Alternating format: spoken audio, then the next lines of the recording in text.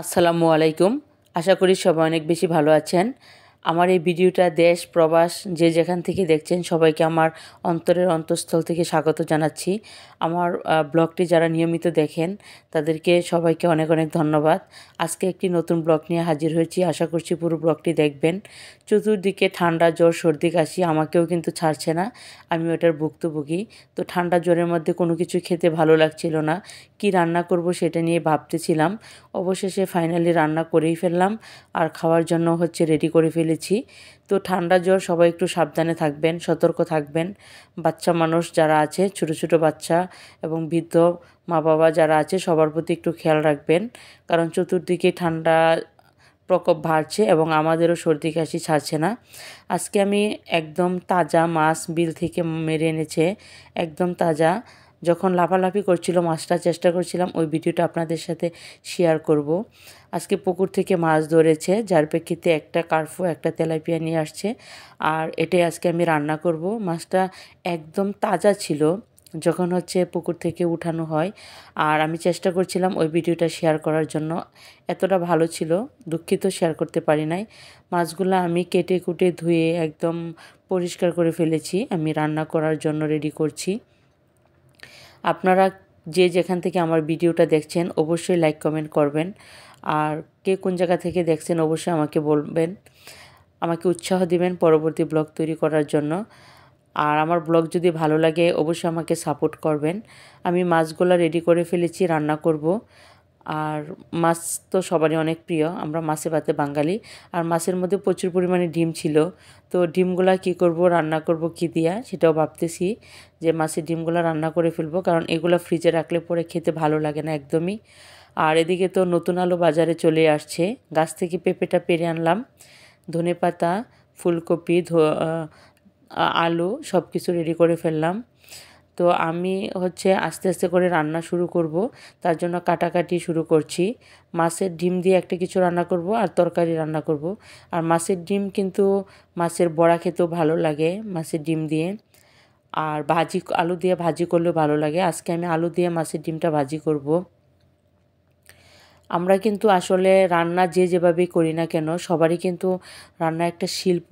আপনি যেভাবেই করেন সেভাবেই কিন্তু আপনার রান্না ভালো লাগবে। আপনি প্রপার সব কিছু দিয়ে দিলেই হয়ে গেল। রান্না কিন্তু আসলে মেয়েরা জন্ম থেকে রাঁধুনি, একটা কথা আমার স্যার বলতো, মেয়েরা জন্ম থেকে রাঁধুনি। তখন আমার প্রশ্ন ছিল যে স্যার আসলে মেয়েরা জন্ম থেকে কিভাবে রাঁধুনি হয়? আমরা কিন্তু ছোটোকালে কী করতাম, ডেস্কি হাঁড়ি পাতিল নিয়ে ধুলা বালু দিয়া রান্না করা শুরু করতাম। ওই যে ছোটোকাল থেকে আমরা রান্না করা শুরু করছি, এখন পর্যন্ত কিন্তু আমরা রান্নার ভিতরেই আছি সীমাবদ্ধ, এবং মৃত্যুর আগ পর্যন্ত আমাদেরকে রান্না করেই যেতে হবে। তো এই দিক থেকে আমরা কিন্তু মেয়েরা জন্ম থেকেই বাবুর্চি, এই কথাটা চিরন্তন সত্য বলাই যায় অ্যাকচুয়ালি। তো এদিকে আমি ভাত বসিয়ে দিয়েছি, আর এই আমার ভাতটা সিদ্ধ হইতে অনেক সময় লাগে। আর আমি এদিকে আলুগুলা খুব চিকন চিকন করে ধাও দিয়া পলে নিচ্ছি, বটি দিয়া। পলুনি দিয়েও পলতে পারি, বাট আমার বটি দিয়া পড়লে ওই আলু ভাজিটা খেতে আমার কাছে ভালো লাগে, তার জন্য আমি বটি দিয়েই সুন্দর করে কুচি কুচি করে পলে নিয়েছি। আমি চিকন করে পলতে পারি, তাতে আমার কোনো সমস্যা হয় না। আর এদিকে পেঁয়াজ কাঁচামরিচ সব কিছু দিয়ে দিচ্ছি, একটু ঝাল ঝাল রান্না করব যেহেতু আমার ঠান্ডা। আর ঠান্ডা তো অলরেডি ভালো হচ্ছেই না, অ্যান্টিবায়োটিক খাচ্ছি, আমার জন্য দোয়া করবেন সবাই। এদিকে আমি সব কিছু রেডি করে ফেলছি, রান্না করব। পেঁপেটাও কেটে নিচ্ছি, গাছের পেঁপে, একদম অর্গানিক, সার বিষ ছাড়াই। আর আলহামদুলিল্লাহ আমার গাছ থেকে অনেকগুলো পেঁপে খেয়েছি। গাছগুলো এখন সিজনে মারা যাচ্ছে একদম, মানে কি বলবো, পেঁপে কম আসছে আর কি। তো যেগুলো ছিল এগুলো আমি আস্তে আস্তে করে খেয়ে ফেলতেছি। দেখাবো আপনাদেরকে আমার গাছের পেঁপে গাছগুলা। আসলে গ্রামের বাড়িতে সব ধরনেরই সবজি পাওয়া যায়, টাটকা সবজি একদম, কোনো কিছুর অভাব পড়ে না। আর শহরে যেগুলো সেগুলো তো ধরেন পানি টানি দিয়া অনেক দিন গ্রাম থেকে যায়, এগুলারে ইয়া করে রাখে, তারপরে এগুলো আমরা খাই। আর গ্রামে কিন্তু একদম টাটকা সবজি পাওয়া যায়, ফরমালিন মুক্ত। তো আমি আস্তে আস্তে করে সবগুলা সবজি কেটে নিচ্ছি, এদিকে ফুলকপিটাও কেটে নিচ্ছি। শীতকালীন সব ধরনের সবজি দিয়ে তরকারি রান্না করলে কিন্তু খেতে আসলে ভালো লাগে। সব সবজি আমাদেরকে খেতে হয়, কারণ কোনো সবজি ভাত দিতে ভালো লাগে না, সব কিছুই খেতে ভালো লাগে। শীতের সবজি। আর তাজা মাছ দিয়ে যে কোনো সবজি দিয়ে ঝোল ঝোল রান্না করলে কিন্তু খেতে ভালোই লাগবে, খারাপ লাগবে না। আর আপনারা সবাই শীতকালীন সবজি বেশি বেশি খাবেন, কারণ এই শীতকালীন সবজি কিন্তু অন্য সিজনে এত পাওয়া যায় না। শীত সিজনে যে সবজিগুলো পাওয়া যায় অন্য সিজনে সেটা এত বেশি পাওয়া যায় না, পাওয়া গেলেও তেমন ভালো হয় না আর কি। আর শীতে তো টাটকা থাকে, একদিন কিনলে হচ্ছে 2 দিনও খাওয়া যায় রান্না করে রাখলে। আমি এদিকে মাছগুলো ফ্রাই করে নিচ্ছি। তরকারির মধ্যে কাঁচা মাছ দিয়ে খাইতে আমার ভালো লাগে না, যার জন্য আমি মাছগুলোকে ভেজে নিব তেলের মধ্যে। মাছ ভাজি করে তরকারি রান্না করলে ওই তরকারিটার স্বাদই আলাদা হয়, ভালো লাগে।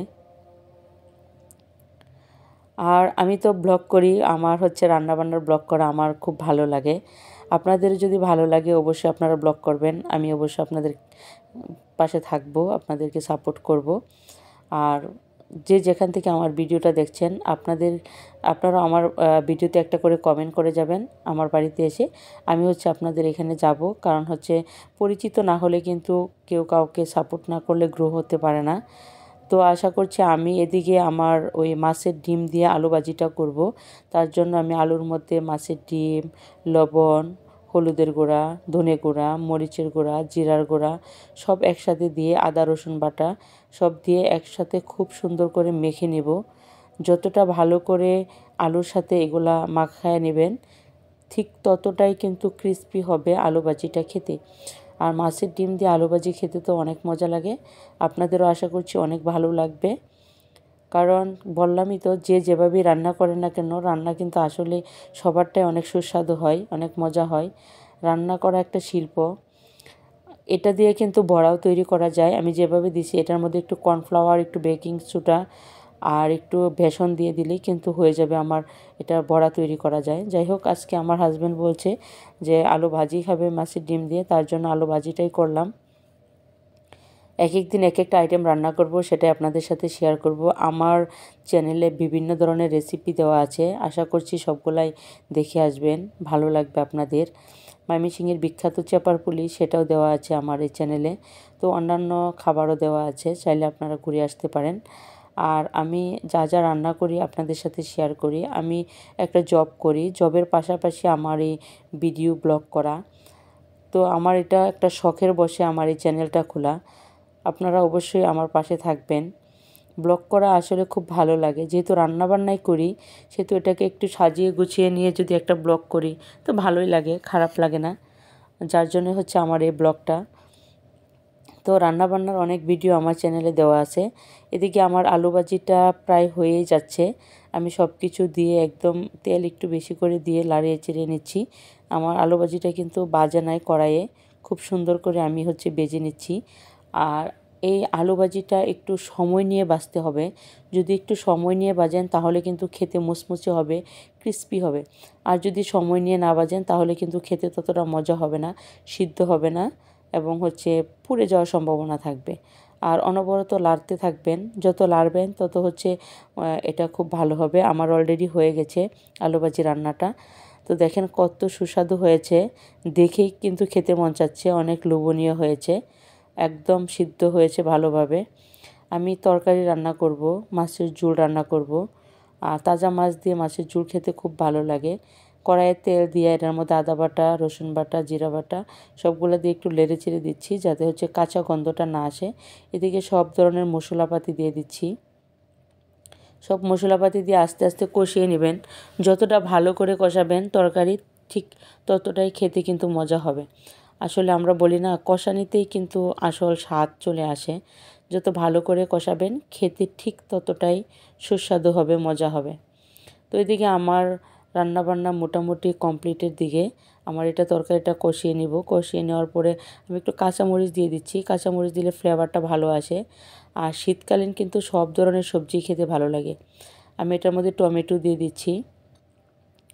টমেটো এখন তো খুব ভালো লাগে, টমেটো দিয়ে আর টমেটোর আচার, চাটনি সব কিছুই তৈরি করা যায়।